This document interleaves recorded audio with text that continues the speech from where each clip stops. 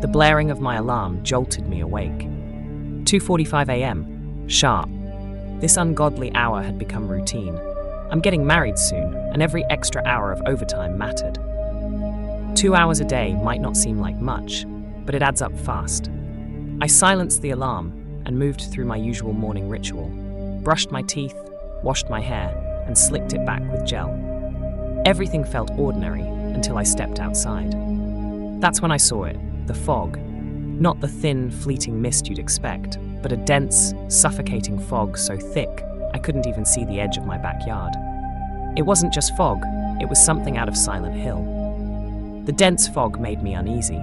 Visibility was practically non-existent. Still, it was 3 a.m. and I convinced myself it would be fine.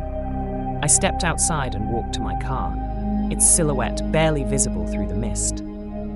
Sliding into the driver's seat, I started the engine. That's when it hit me, a strange gnawing sensation, like I was being watched.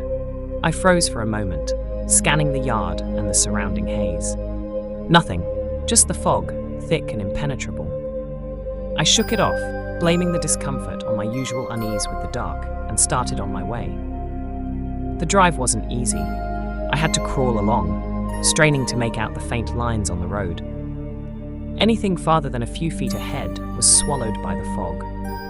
Luckily, most of the drive was along quiet side roads, with hardly any traffic to worry about. The Christmas lights and decorations lining the houses helped guide my way, like Rudolph leading a sleigh through the haze. But every so often, I'd catch something out of the corner of my eye. A flickering light, briefly obscured by a fleeting movement, as if something had darted across the road. Maybe a stray deer, I thought. They were common enough around here, but something about the way it moved didn't sit right with me.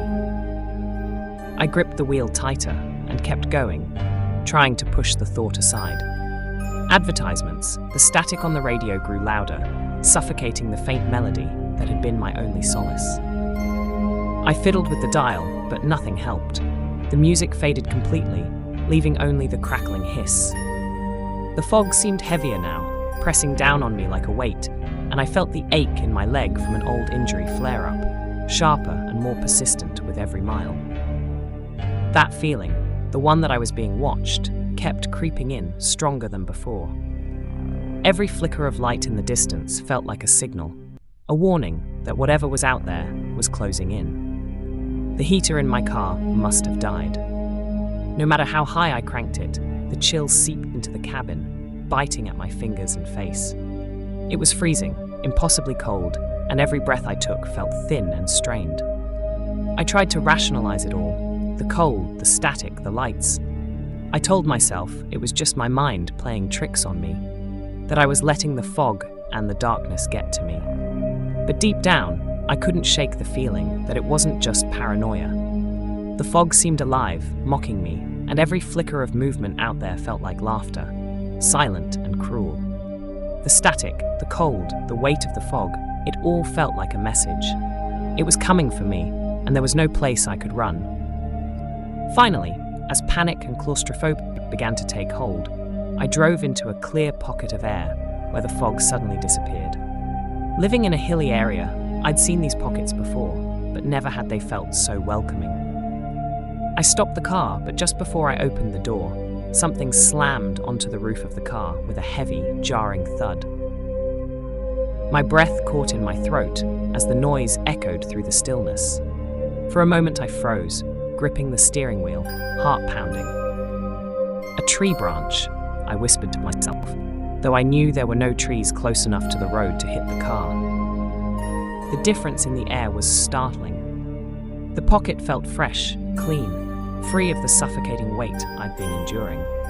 It wasn't as cold here, and for the first time in what felt like forever, I didn't feel trapped.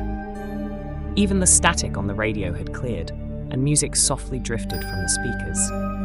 I opened the door and stumbled out, dropping to my knees as I gasped for air, the oppressive weight of the fog momentarily lifted. When I finally stood, I took a moment to look around. I knew exactly where I was. I'd driven this route almost every day for years. The single streetlight overhead bathed the road in warm yellow light. illuminating the nearby houses adorned with colorful Christmas lights and towering Santa inflatables. Behind me, an open field stretched into the dark, its ownership a mystery I'd never bothered to solve. As Jingle Bell Rock played on the radio, grounding me in something familiar, I laughed to myself, though my voice was shaky. I'd let my imagination run wild. Of course, there was nothing out there. Just fog, some bad weather, and my own paranoia getting the better of me. Advertisements. I decided to stretch my legs for a moment and took a quick walk up the road to get a closer look at some of the decorations. Christmas lights and music had always been a comfort to me, a little reminder of joy in the darkest hours. Taking out my phone, I snapped a picture of the brightly decorated homes. My fiancé would love these, I thought, smiling faintly. Glancing at the screen, I saw the time, 4 a.m. How was that possible? Had I really been driving for an hour and barely made it a quarter of the way? That didn't make sense. I wasn't driving that slowly. Was I? It was then that I saw it. Standing just at the edge of the fog was a figure. Tall, gaunt, and impossibly thin, it loomed in the middle of the road. I couldn't make out its features, only its silhouette, sharp and unearthly, illuminated by the streetlights. It stood completely still, and I couldn't tell if it was watching me or waiting for something. My breath caught as I realized the fog was moving again, creeping forward like a living thing, dissolving the safety of the clear air and inching toward me. My pocket of calm was no longer safe. I started running as fast as I could, the cold searing into my bones and the pain in my leg flaring like never before. The silence was overwhelming, an oppressive, deafening void that seemed to consume everything around me. Within the fog, the absence of sound became louder than anything I'd ever experienced, as though the world itself had been smothered. It dulled my senses, disorienting me, and before I realized it, the fog had swallowed me whole. I could barely see my hands in front of my face.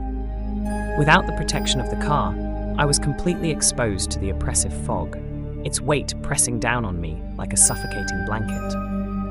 As I blindly ran, something cold and unyielding clamped onto my calf. I fell hard, slamming into the ground, the burning pain shooting up my leg so intensely it felt like my flesh was roasting over an open flame. Rolling onto my back, I froze in terror as I saw it. The creature dragged itself forward, each movement slow and deliberate, its clawed hand raking across the ground with a sickening scrape. It was all skin and bones, impossibly gaunt, with empty, hollow sockets where eyes should have been. Yet somehow, it was staring into me, through me, as if it could see every part of my soul. Its twisted, crazed smile stretched unnaturally wide, its lips cracked and peeling, exposing jagged teeth. The panic that had gripped me earlier returned in full force. I thrashed and screamed, my mind clouded with terror. With every ounce of strength I had, I kicked its grinning mouth with my free leg. The impact was solid, and for a brief moment, I thought I'd hurt it. But instead of reacting in pain, it let go and retreated into the fog, its twisted silhouette disappearing in seconds. As it vanished, I heard it, a guttural, mocking laugh that sent shivers down my spine. It wasn't retreating because it was hurt. It was amused. I stumbled to my feet, desperate to find my car. My sense of direction was gone. The fog had turned everything into a swirling, disorienting abyss. The pain in my leg had changed, spreading into a numbing cold that only made running harder. Each step sent sharp, agonizing jolts through my spine, and the air felt impossibly thick, every breath a struggle.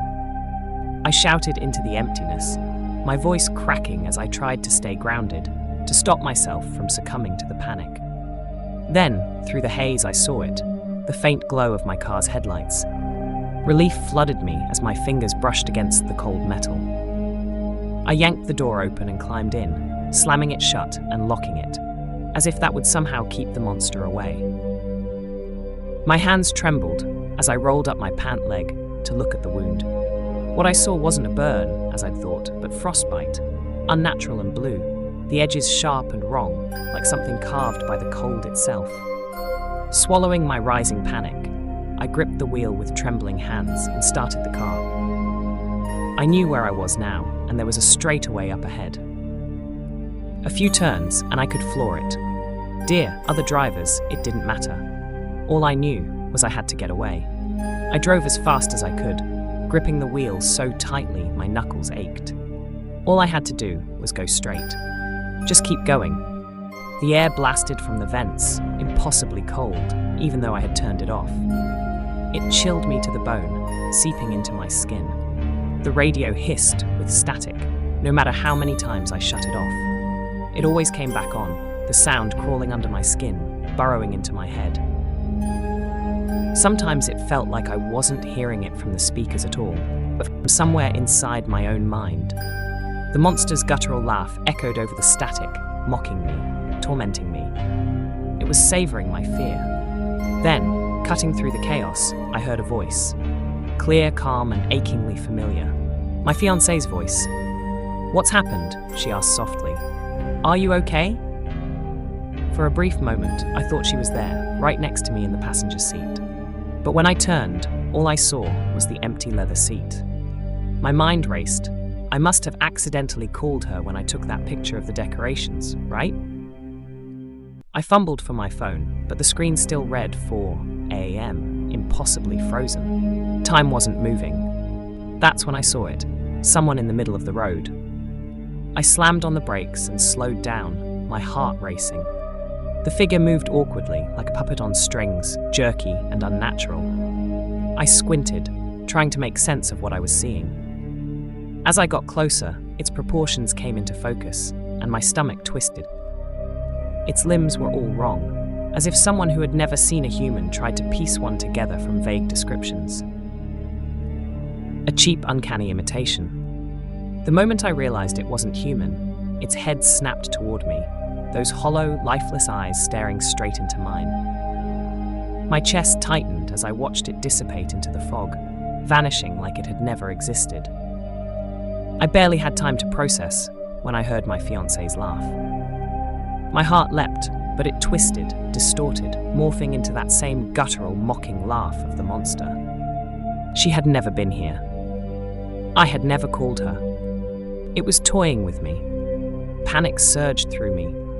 I slammed on the accelerator, the engine roaring in protest, my old car struggling to keep up.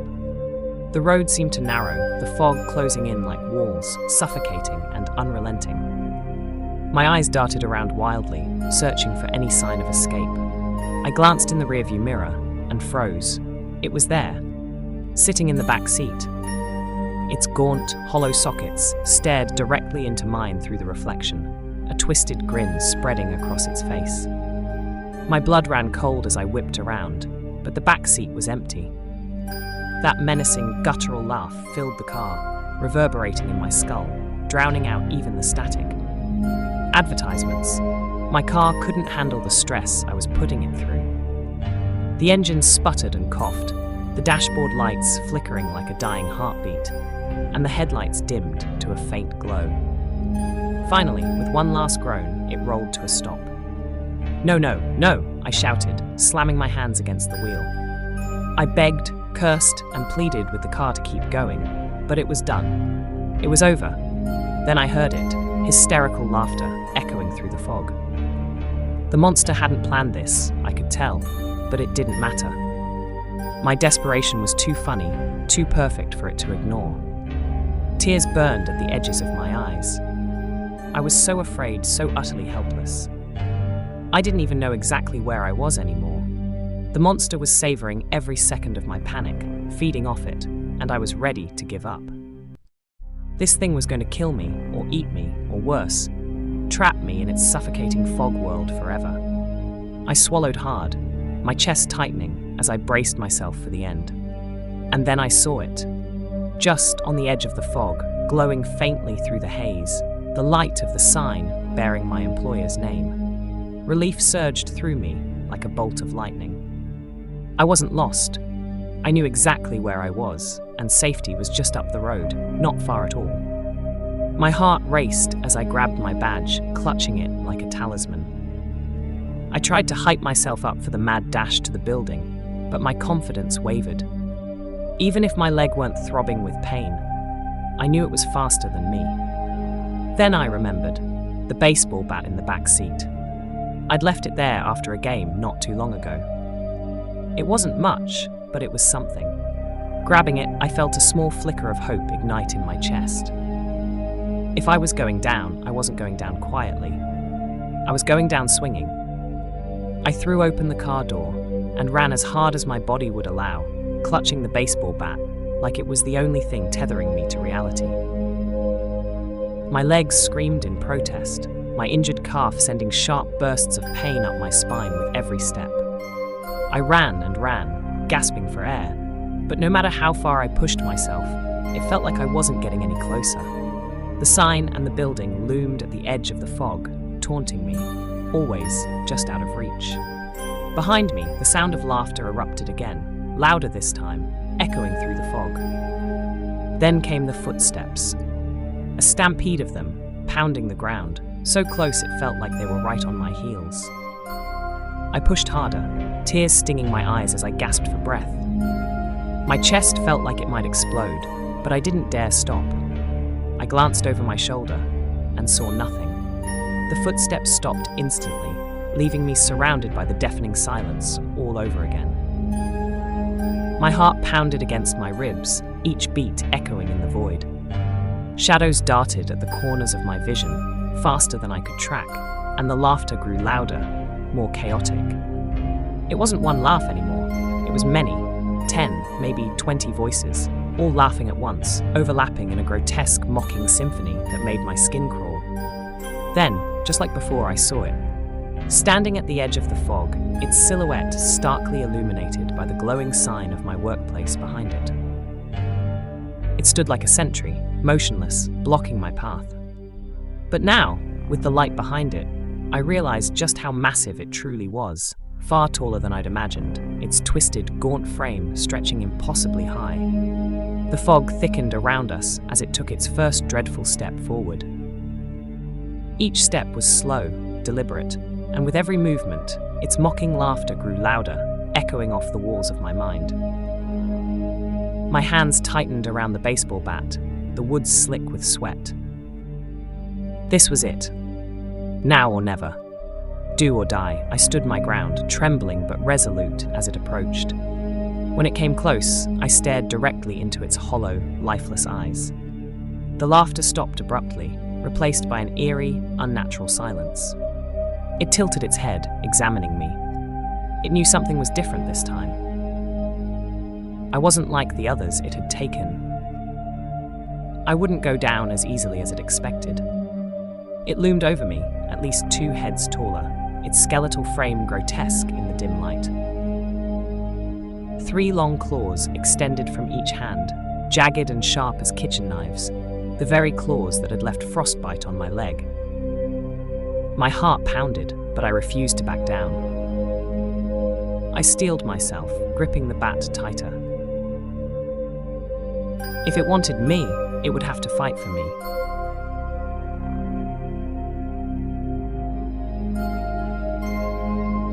Advertisements. I swung the bat with every ounce of strength I had, aiming for its head.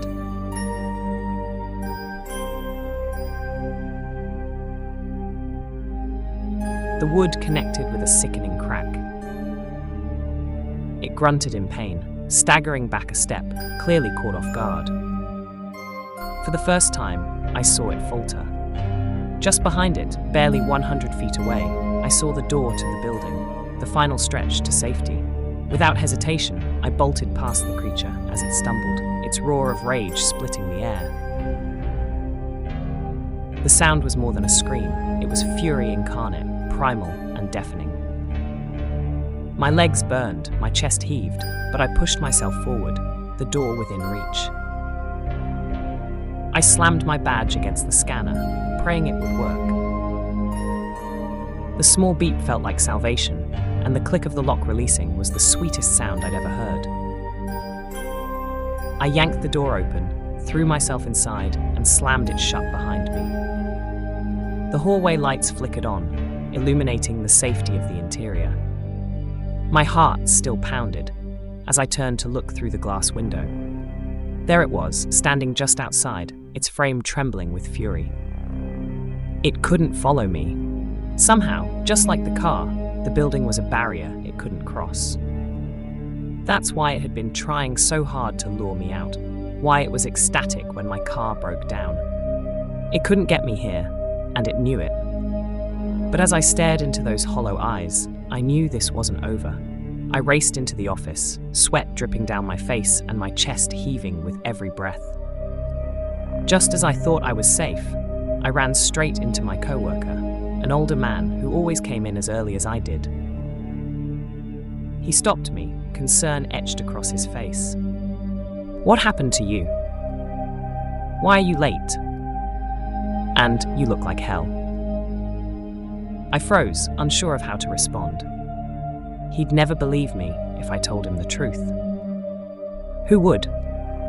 If someone came to me with the same story, I'd think they'd lost their mind. So I lied. The fog slowed me down, and then my car broke down, I said, trying to sound casual. Had to walk the rest of the way. He didn't ask why I had the bat. The rest of the day passed in a haze. No matter how hard I tried to focus, all I could think about was how close I had come. How lucky I was.